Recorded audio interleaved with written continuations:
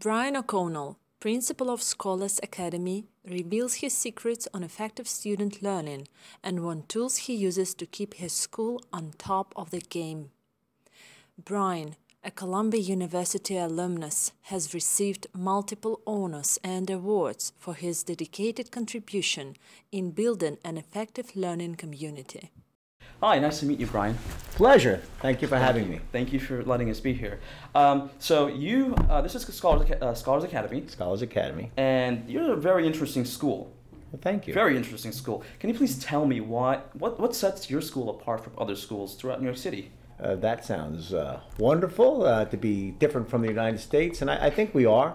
There are a lot of schools that do a lot of great things across this country, across the city.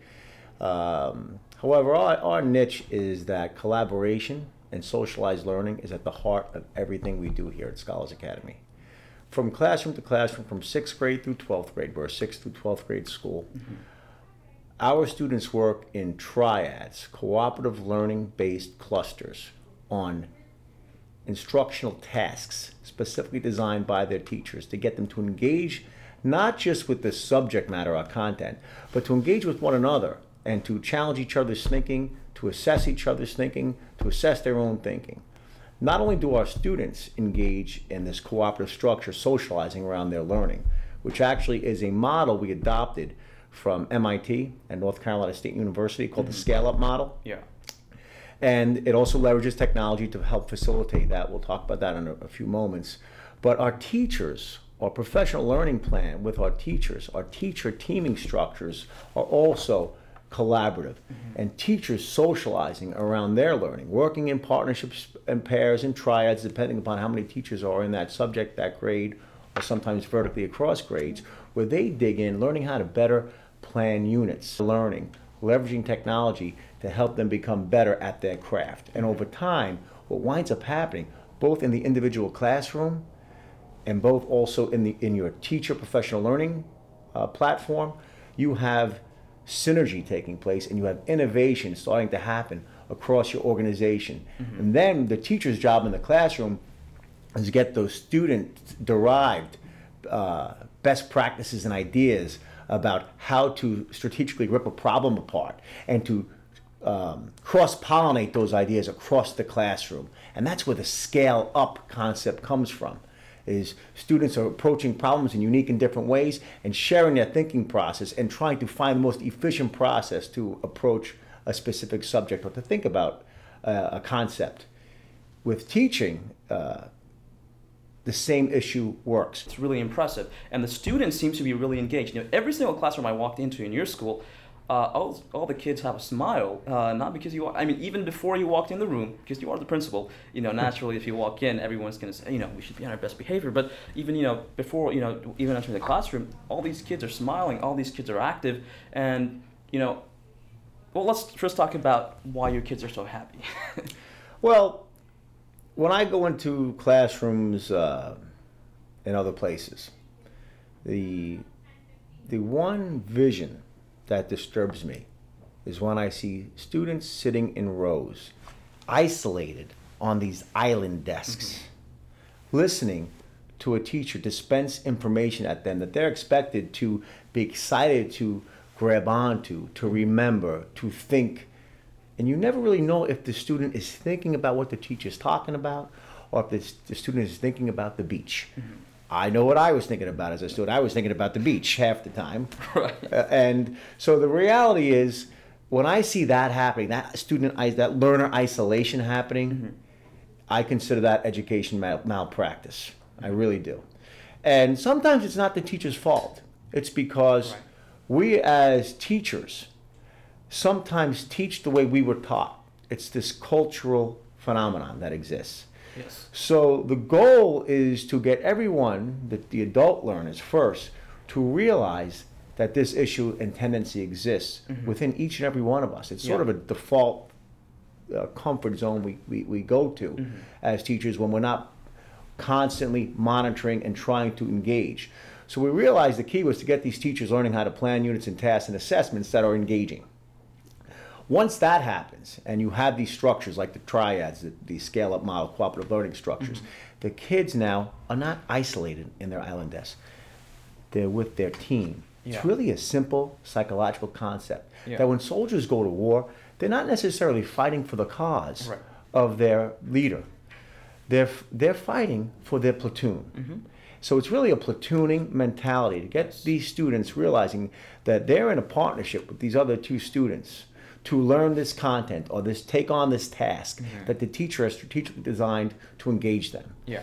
And that's exciting because you're not alone. But when you're learning in a socialized setting, the stress begins to dissipate. The air gets taken out of the balloon. I think that's the biggest reason our students are so happy here in the school. So when I went to your gym, I see iPads stationed across the entire gym. But why is it that iPads are found in the gym? Another frustration that we've encountered is in the typical gym class. I'm not saying all gym class because there are some physical education teachers that are phenomenal and very engaging, very strategic about what they do, real craftsmen and professionals.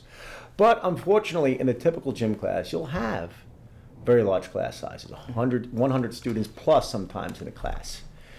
And what tends to happen, speaking about class size mattering, in a traditional model, you'll see kids twirling the hair off to the side, not dressed for phys ed, not really trying, goofing around, and that's where you'll have incidents. That's where you have kids not sweating, not learning fitness techniques and strategies to live a healthy lifestyle. Yeah. And it's just a recipe for disaster. And then you also wind up with unauthentic grades because how are you really assessing what that student should have earned in that course? So in our minds, fitness is the one life skill that every single human on this planet will benefit from having and will use until their old age. Yes. Technology enables you to break that large classroom down into teams. So in our gymnasium, Yeah. there are 14 iPad stations, and we do a variety of different video activities that are preloaded on those iPads for student choice based upon student difficulty of the activity.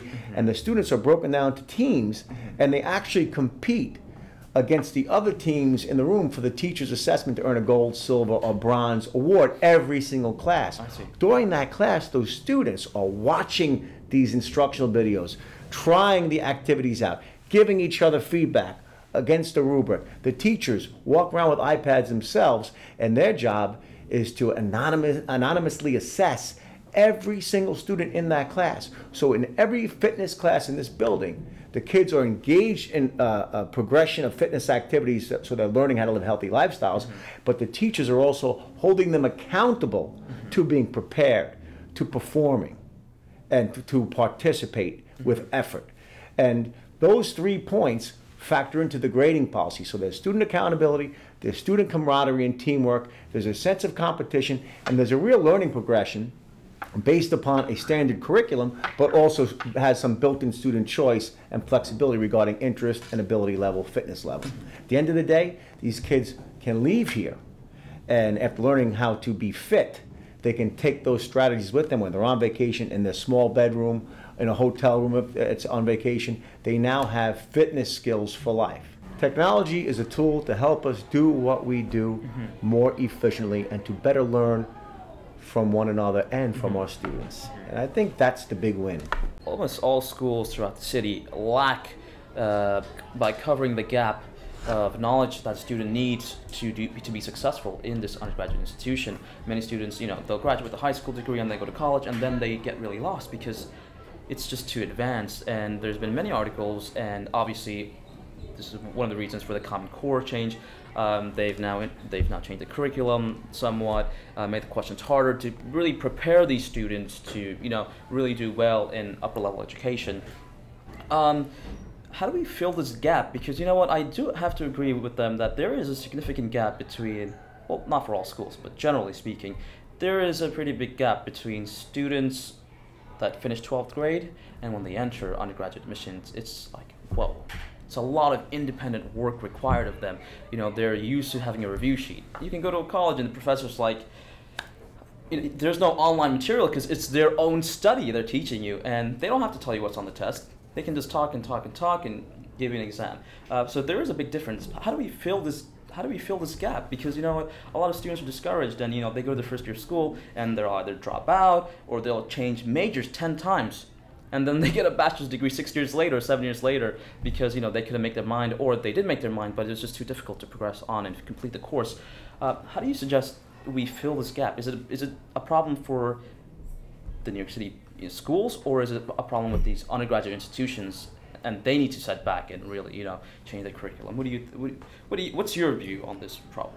Well, if I had the answer, I would be making a lot more money. However, if you ask me what my personal opinion is on the matter, is I believe in looking at what reality is. Mm-hmm. And if the reality is that we have this gap, and that's what the data indicates, then, and the goal is to increase the readiness of our students, pre-K through college, through grad school, even at this point, the way the world economy is shifting and our focus needs to shift, then this is everybody's problem. This is a cultural problem that the success of a civilization in the United States and really beyond really needs to think about is how do we get smarter as humans? How do we make smarter humans who are better able to deal with problems that we don't necessarily even know what the question's asking? So I believe in backward planning. Mm-hmm. So you do have to set some standards. You do have to begin with some ambitious goals, and then to think back to what the prerequisite necessities are that students must learn and skills they must have to be able to perform at that level, to think at that level, to read, to analyze text, to solve problems in that respective course at that level. At the same time, colleges and universities also need to see what's real. And what's real is the learner of today is much different from the learner 30 years ago. Because the learner of today, my son at home, gets on his iPod. So he'll have his iPod here, then he'll have his laptop, and he's addicted to something called Minecraft.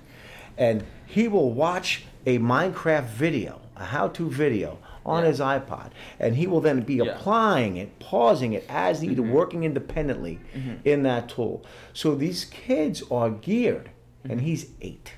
Actually, he's 9. He'd kill me if he knew I said he was 8. He's 9, and going on 10. And the win here is the technology tools are greasing the wheels of people becoming intuitive, more interactive learners. So now we're putting into colleges students who are expecting the product they're spending and going into debt for, the college degree.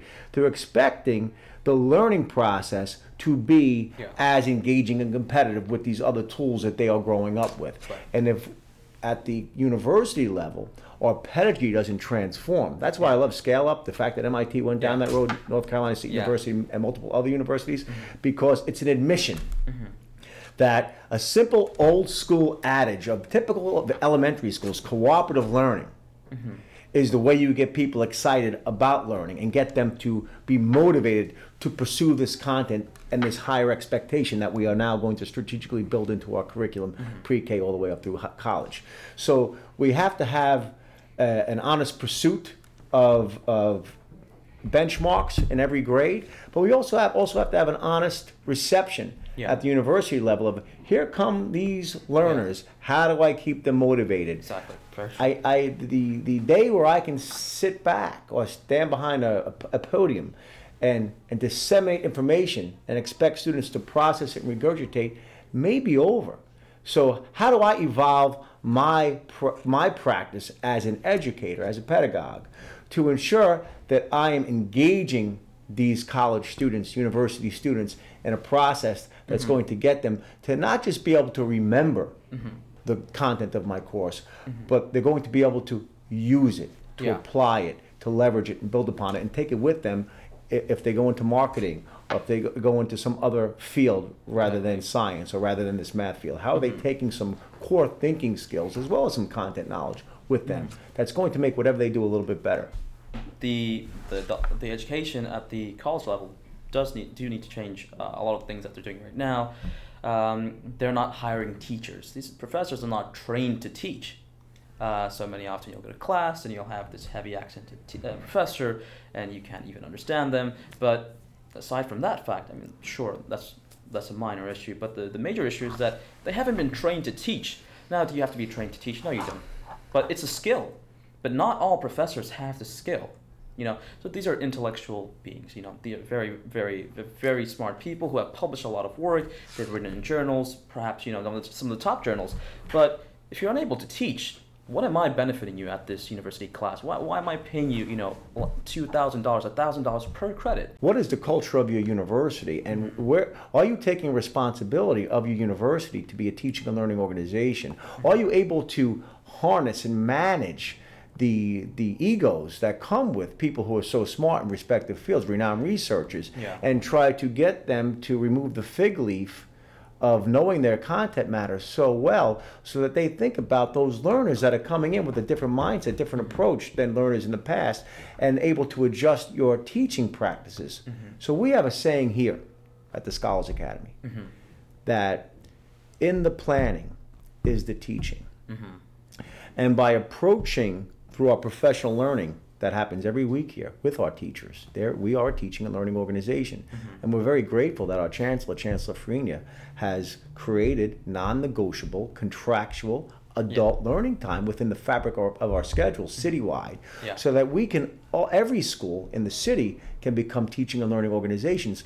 So we focus our work on attacking the part of the lesson, the task, to get the teachers to ensure that they are planning learning activities that are engaging, that are going to enable students to get the most out of the time that they spend in their classrooms. So perhaps on the university level, if they take that mantra, in the planning is the teaching, and then they create a professional learning culture, in addition to the typical duties of a professor, which is to research and to conduct classes and have all these TAs, etc., and build in an adult learning, adult sharing of best practices to try to approach these learners that are coming in and connect with them and get them to be better motivated to attend class and to produce and to help them in their journey of self-discovery and discovery of what content works for them and what field they should go into. Then we're all doing a better service, not just to these students, but to ourselves as educators, because there's nothing worse. There's no teacher on this planet that wants to go to bed at night and say, nobody was listening to me. Why are they not studying? They want to know, wow, my students are motivated, they're engaged, they're chewing up this content, they get it, they're making the connections that I planned for them to make. But you have to plan for it. So in the planning is the teaching. And the question is, are you happy? Are you happy with what you do? And what does happiness mean to you? I tell my kids every day they leave the house, you're not necessarily going to be the smartest person in the room in every class you're in.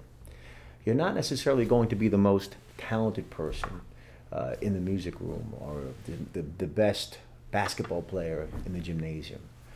But every day, find happiness in knowing and find self-satisfaction and self-worth in knowing that you were the hardest worker. You can control how hard you work. And I believe that if you work very hard, that exhaustion will be there, of course. And sometimes you may say, woe is me, from the sweat off your brow. But the reality is that there will be certain fruits that bear from that hard work. And from those fruits, you will find happiness. So if you're asking me on a personal level, am I happy? I'm an educator. I went into this profession because I love people. I went into this profession because I love new things. I love learning. And you see on resumes, lifelong learner, and all these catchphrases. But the reality is, that's why I was put on the planet. And we all have to find out why we're on the planet. My mission is clear. And I've been fortunate enough to be put into a situation of challenge. This school was a school that housed a failing middle school. In 2004, we started as a program when I was principal of a pre-K through grade 6 school. This school was a failing middle school, and they were looking for a solution to turn this school around so that kids in the community would have a fine school to be proud of and to aspire to go. I was begged by school board members at the time not to take this challenge on because Yeah. they said this is known as the principal's graveyard. Yeah. Words that make a chill go up your spine. Yeah. And I was working at a wonderful school, and I was doing what I love to do, the same thing I do now. Yeah. And so if you ask me, am I happy? When I reflect back upon the countless hours, sweat, stress, worry, difficult conversations that have risks that we've had to take to get the school to function at the level that we're functioning now. And I walk around this building, and there isn't a day that goes by that I don't pinch myself, because I've been blessed with the ability to look at how a combination of variables and a strategic plan has created a culture, not just of teachers who are here to become the best teachers they can be, Right. and who are comfortable and egotistically intact, Right. to take feedback from one another and to grow and are comfortable in that role, but also students who are here to learn and are motivated to learn. I pinch myself because that's a gift Yeah. that principals worldwide, teachers worldwide, are in pursuit of. And I'm very, very happy. And my challenge is to challenge that happiness and to stay hungry and to keep trying to see the future that hasn't happened yet, so I can figure out a way to lead my team and to learn from my team to help unlock how to make that future happen. What is one tip that you would give this struggling, not a motivated student, to get them in the right path to education? I believe every student really needs an individual education plan. I truly believe that. I think the best teachers, that's where that human piece comes in. Yeah. The best teachers are able to ask a lot of questions and pay attention, not just to see, but to witness. And to witness what the students' tendencies are, to ask questions, find out where the students' insecurities are, to look at students' thinking and try to get that thinking transparent to see where the misconceptions are. Once you start fixing an individual student's misconceptions, then you can cultivate confidence. Yeah. Once you cultivate confidence and bolster self-esteem, now you can get into more complex and ever complex challenges for that student, and they're going into it with a set of tools that they're unafraid to take out. Okay. So it really depends on the individual student and what their struggle is, what their specific issue is. And it really requires a diagnostic prescriptive practitioner who's paying attention and who has some common sense and skill ability to figure out what's really going on here. Yeah. How do I help this student get better in this coursework? How do I motivate the student to get better in this coursework? And to really try to get into that student's head and try to get that student to realize that they have the power to unlock their own potential. They have the power to grow. Sometimes there'll be very small, intermittent steps that require adjustments and supports for that student, whether those adjustments come from the form of technology, whether those are anxiety management techniques, stress management techniques that the students employ, or whether it's good old-fashioned, okay, when here's a problem, these are some steps you do to approach this problem and solve it. So some of us don't think we can publicly speak. Some of us don't think we're good at math. Yeah. Some of us, I can't color inside the lines, but there's always something there, enough there for a teacher to help you at least be the best you potentially can be in that respective subject, to find where's your ceiling and how can you challenge your ceiling. But to get you there, I have to help build that ladder. Brian, it was a pleasure meeting with you, and thank you for taking your time sitting here with us. And I look forward to speaking with you again and following up with you very soon to see your progress. Okay. Thanks Thanks you. a lot. Have a great day.